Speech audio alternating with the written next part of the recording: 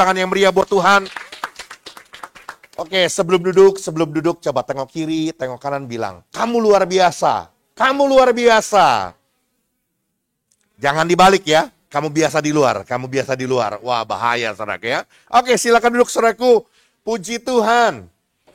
Satu sukacita kalau pagi hari ini saya boleh ada di tengah-tengah saudara untuk menyampaikan berita firman Tuhan setelah sekian lama karena pandemi kita nggak bertemu ya. Baik, terima kasih buat hambanya Bapak Gembala yang sudah memberi kesempatan buat saya boleh ada di atas mimbar ini. Puji Tuhan. Baik saudaraku, hari ini saya mau bertanya dulu sama saudara.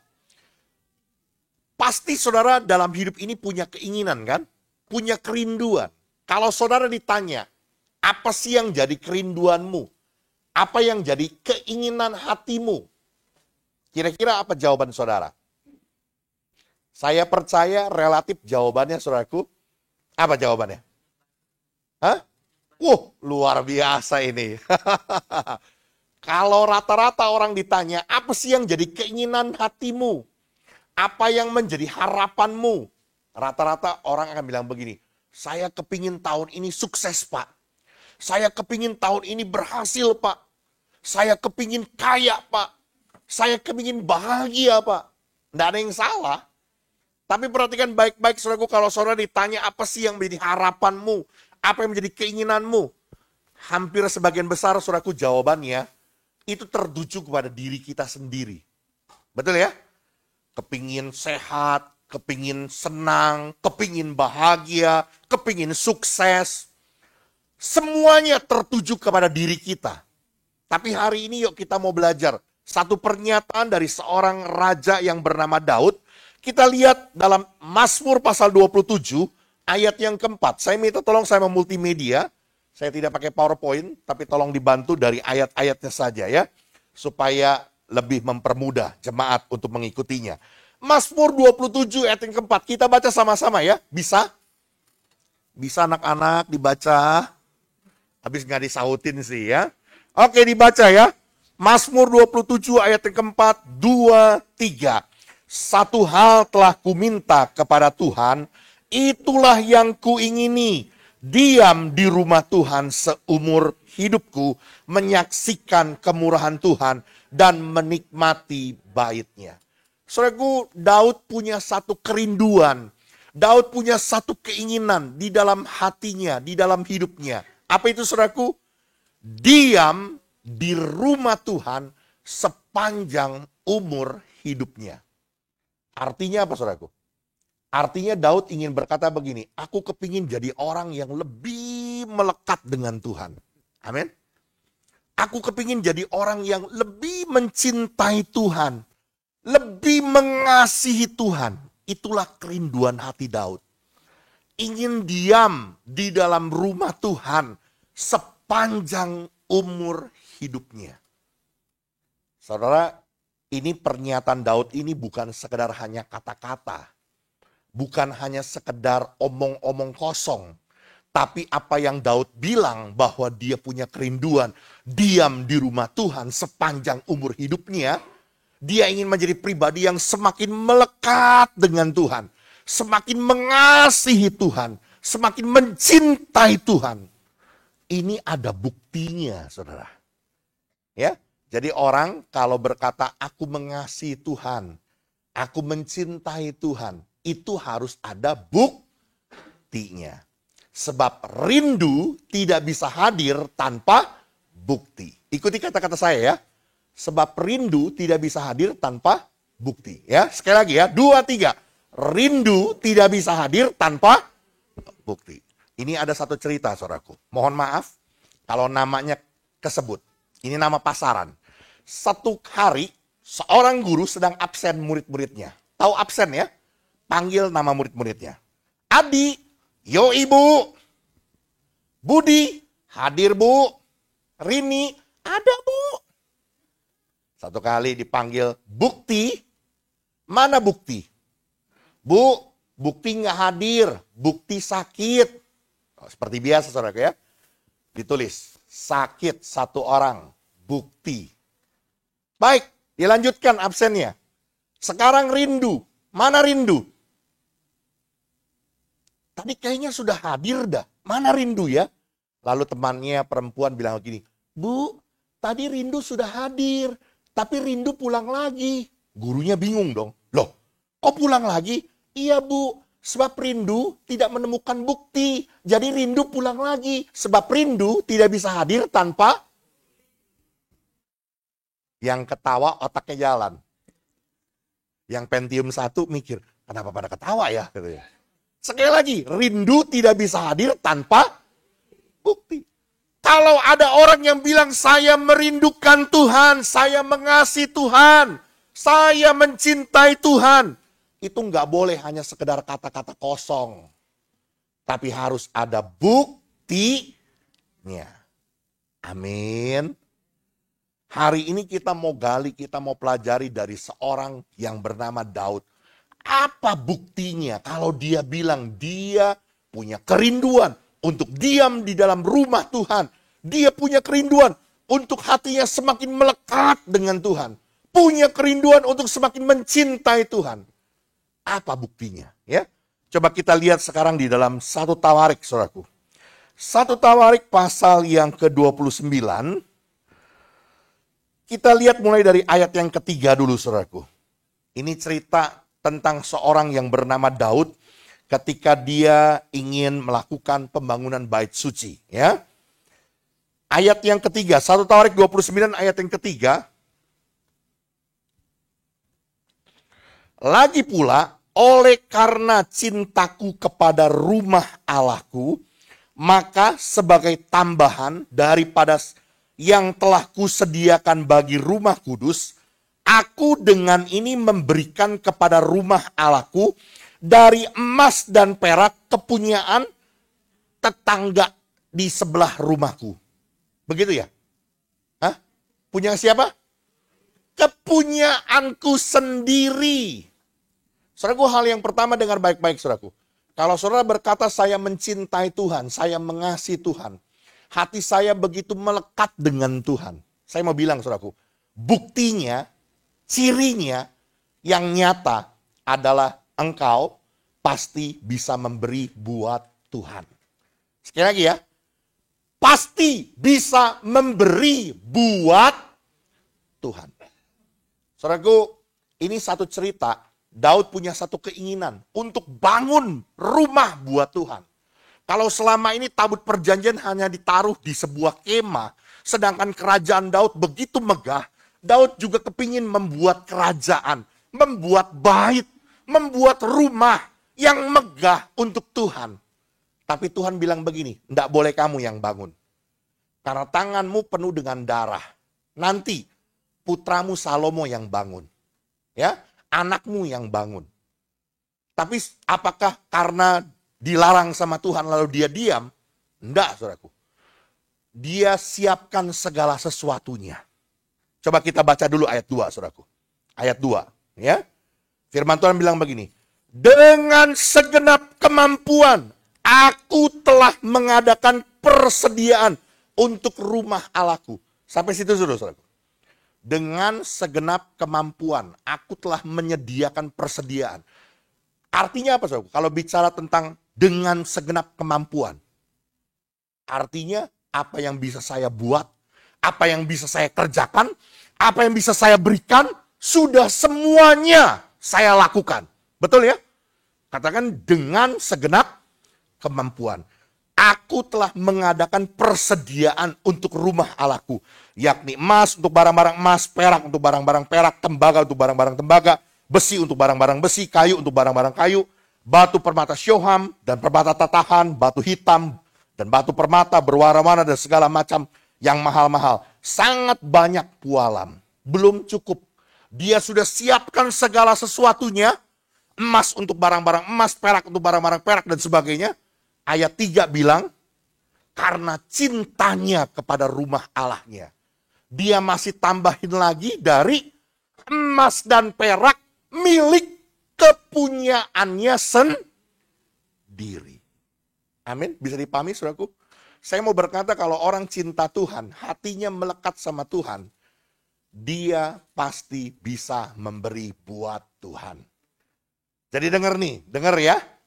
kalau ada orang yang masih hitung-hitungan sama Tuhan. Pelit setengah mati buat Tuhan. Buat gereja. Pelit. Kalau teori paling hebat. Ngasih proposal, ngasih rencana paling jago. Tapi bicara tentang memberi, mundur 1000 langkah. Saya mau bilang saudaraku ya. Orang kayak begitu artinya belum sungguh-sungguh hatinya mencintai Tuhan. Hatinya masih lebih melekat kepada hartanya daripada kepada Tuhan. Hatinya masih lebih cinta duitnya daripada Tuhan. Kok Bapak bisa ngomong gitu? Ya, sebab firman Tuhan bilang begini saudaraku. Di mana hartamu berada, di situ hatimu berada. Dengar ya, kalau saat ini harta kita masih biasa-biasa, kita sudah begitu cinta, melekat dengan harta kita. Rasanya sayang. Rasanya, nggak boleh dah, nggak boleh dibagi-bagi dah. Nggak boleh itu memberi-memberi, menabur-menabur. Nanti, kalau kau kaya raya, kalau hartamu bertambah banyak, jangan pernah berpikir bahwa nanti saya jadi orang yang dermawan. Nanti saya akan jadi orang yang murah hati, mudah memberi. Yang ada, jadi tambah pelit saudaraku. Ditambah lagi bin pedit. Tambah lagi bin koret. Kenapa? Ya itu tadi. Di mana hartamu berada, di situ hatimu berada. Kalau saat ini hartamu masih biasa-biasa, engkau sudah lebih cinta hartamu. Hatimu terikat dengan hartamu. Nanti, waktu hartamu bertambah banyak, hatimu semakin terikat. Tapi kalau mulai dari saat ini, engkau berkata, aku lebih cinta Tuhan daripada hartaku. Engkau sanggup memberi yang terbaik buat Tuhan. Amin. Ini menarik sekali saudaraku. Saya coba pelajari kenapa si Daud ini sudah mempersiapkan segala sesuatunya untuk persediaan pembangunan rumah Tuhan pada ayat yang kedua. Emas untuk barang-barang emas, perak untuk barang-barang perak, batu permata, tatahan yang mahal-mahal, semuanya sudah disiapkan. Tapi ayat yang ketiga, Daud masih katakan ditambahkan lagi dari milik kepunyaannya sendiri. Ini artinya apa saudaraku? Artinya Daud bukan sekedar memberi. Halo? Orang yang cinta Tuhan bukan asal memberi. Sekedar memberi. Ya, paisengkilah. Yang lain ngasih, masa gua gak ngasih? Kasih aja goceng. Kan? Tuhan Yesus tidak pernah berubah.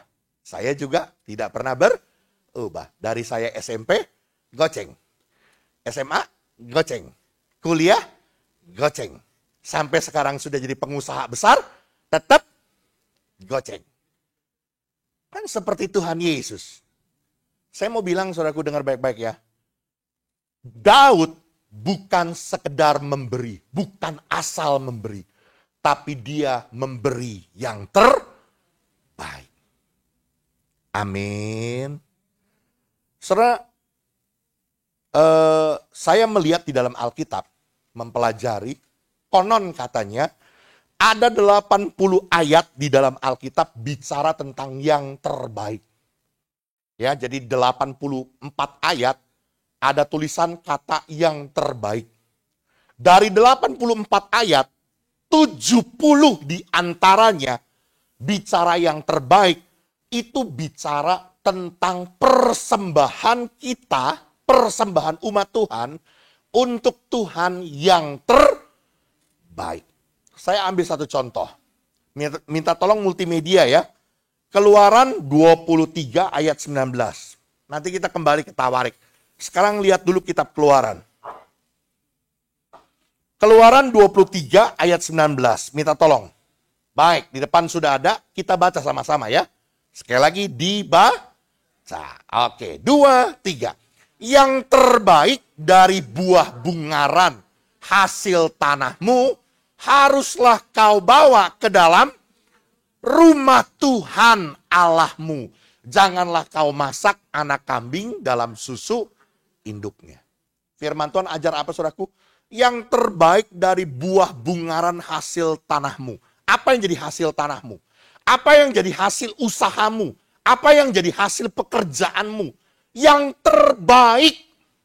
Firman Tuhan ajar bawanya kemana? Bawanya kemana? Ke rumah Tuhan. Amin. Kayaknya aminnya berat banget ya. Bukan dibawa ke panti asuhan, ke panti werda. Itu baik. Tapi Tuhan gak ajar itu, saudaraku. Firman Tuhan bilang apa? Yang terbaik dibawanya ke rumah Tuhan. Amin. Bukan sekedar memberi, tapi memberi yang terbaik. Dan saya melihat, saudaraku, ternyata ajaran untuk memberi yang terbaik untuk Tuhan dibawa ke dalam rumah Tuhan. Itu bukan ajarannya pendeta. Halo? Itu bukan ajarannya gereja.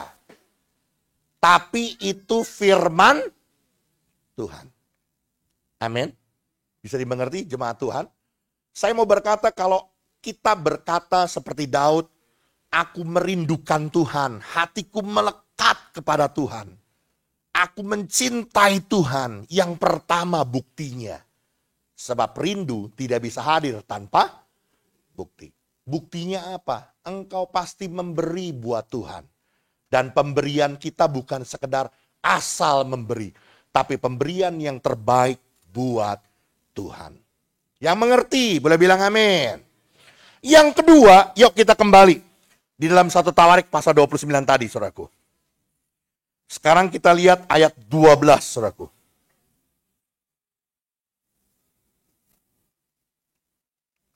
Ayat 12 ya. 1 Tawarik 29 ayat 12. Daud bilang apa? Sebab kekayaan dan kemuliaan berasal daripadamu, dan engkaulah yang berkuasa atas segala-galanya.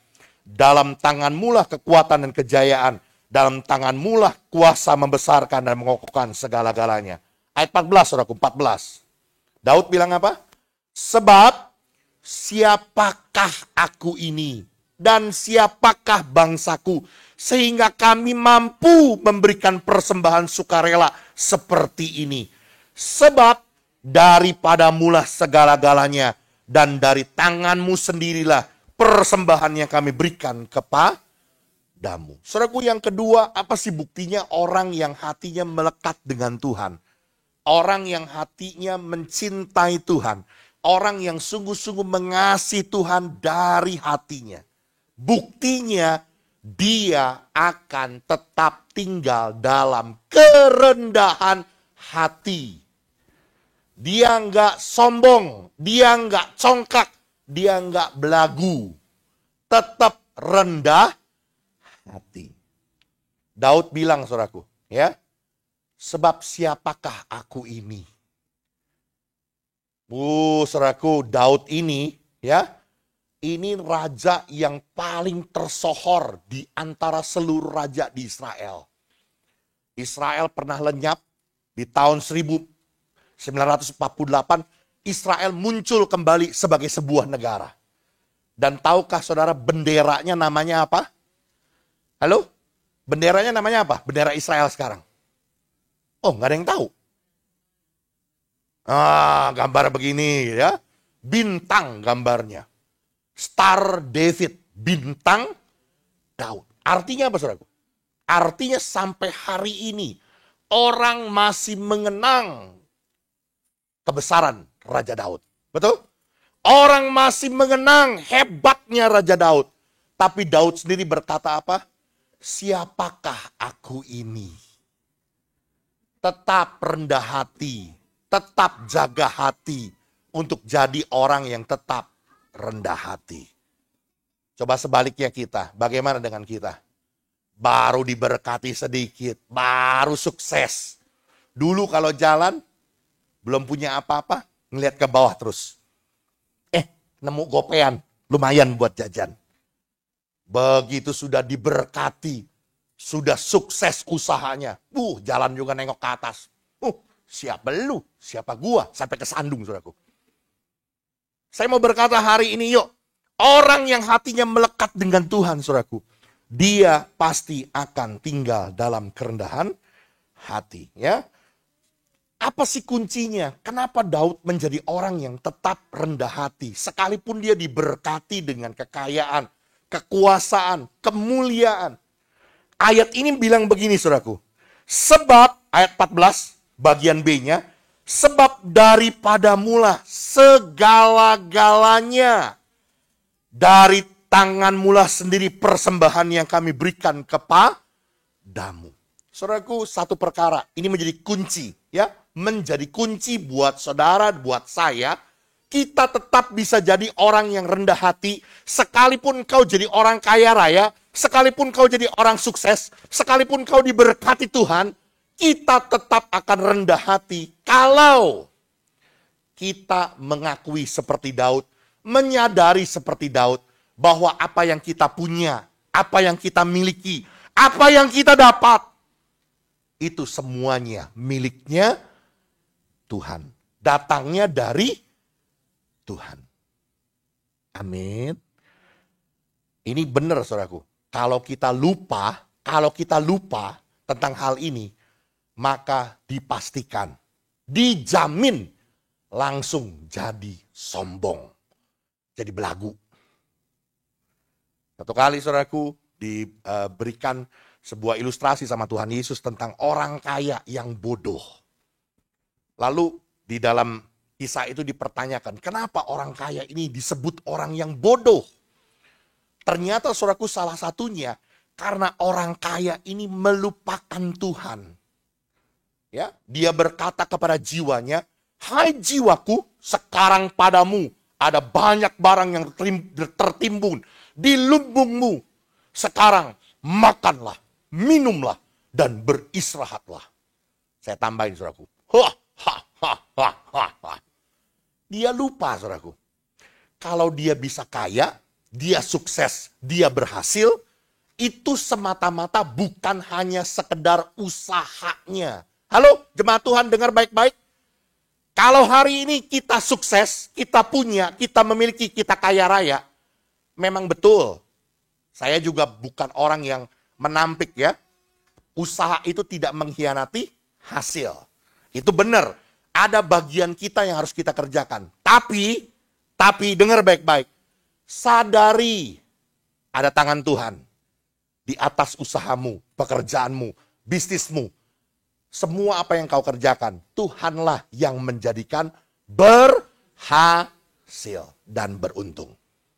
Kalau tangan Tuhan meninggalkan engkau, habis kita saudara. Saya sebelum tahun 2009, saya seorang pengusaha, saya seorang bisnismen, main ekspedisi. Pembina saya datang ke kantor, lalu dia ngobrol dengan saya. Lalu dia bilang begini, kalau tangan Tuhan ada memberkati usahamu, mohon maaf nih, kata-katanya rada-rada kasar gitu ya. Ini kotoran berubah jadi emas. Tapi kalau tangan Tuhan meninggalkan engkau, ini emas berubah jadi kotoran. Ngerti gak saudara ilustrasi ini? Kalau tangan Tuhan memberkati engkau, usaha yang kelihatannya remeh, yang kelihatannya kecil, orang pandang sebelah mata, Tuhan bisa buat engkau jadi kaya raya gara-gara usaha yang kecil itu. Tapi kalau tangan Tuhan meninggalkan engkau, usaha ini bangkrut. Kerja di sini dipecat, di sini gagal, di situ gagal. Lalu kita berteriak, gagal maning, gagal maning, gagal maning. Bisa ngerti saudaraku? Sadari bahwa kalau kita berhasil, kita sukses, kita punya, itu semua karena Tuhan.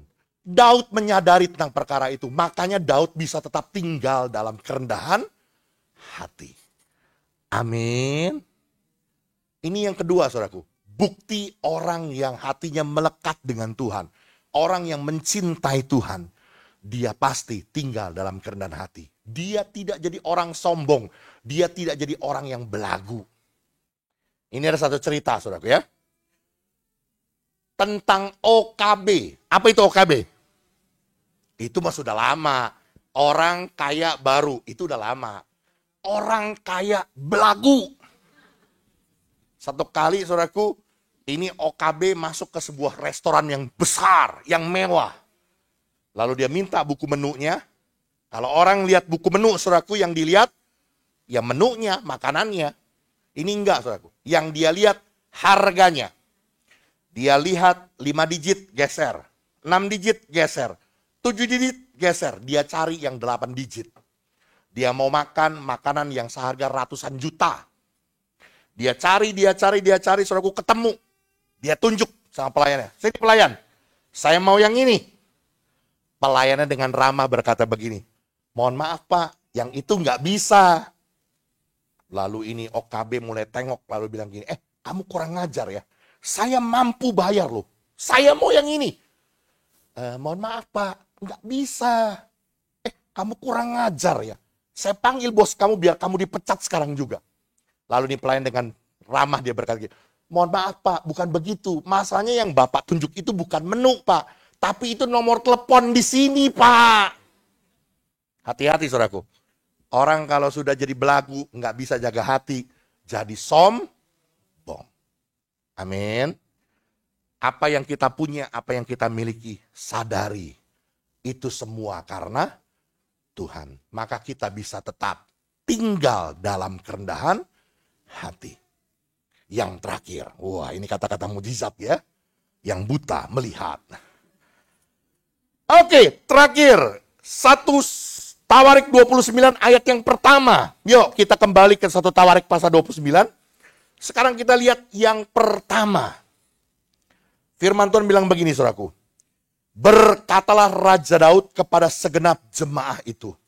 Salomo anakku yang satu-satunya dipilih Allah adalah masih muda dan kurang berpengalaman.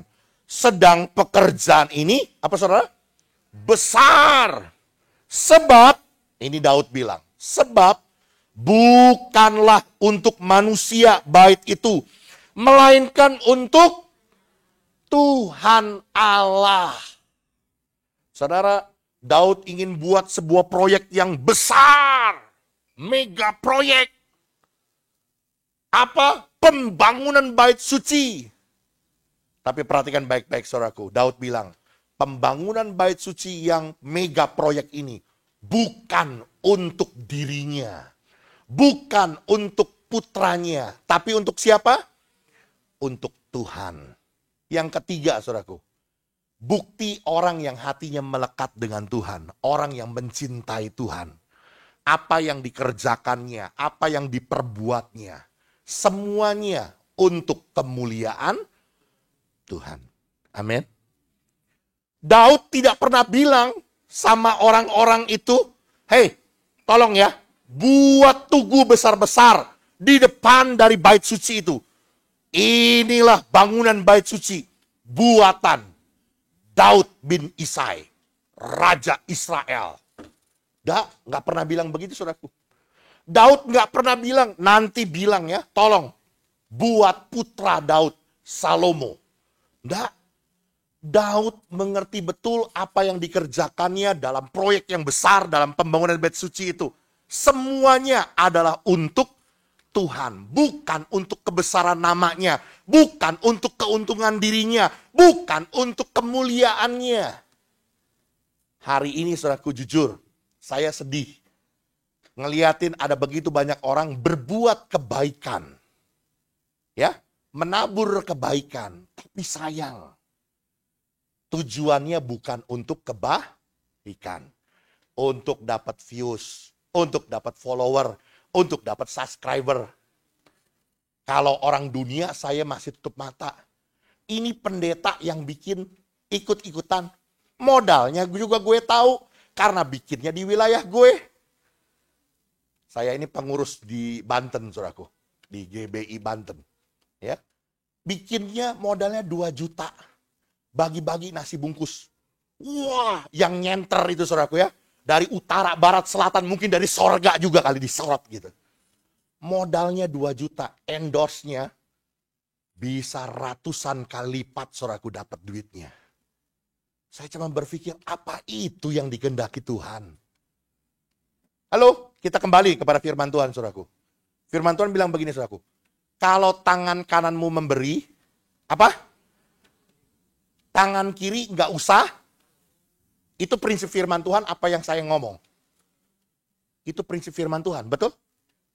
Tapi justru anak Tuhan hari-hari ini, kalau saya bikin kebajikan, hoi, seluruh dunia, lihat nih, gue lagi memberi. Lihat ya, gue orang baik.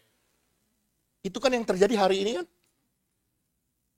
Firman Tuhan dalam Matius pasal 6 bilang, engkau sudah mendapat upahnya. Apa itu? Cuman pujian dari orang.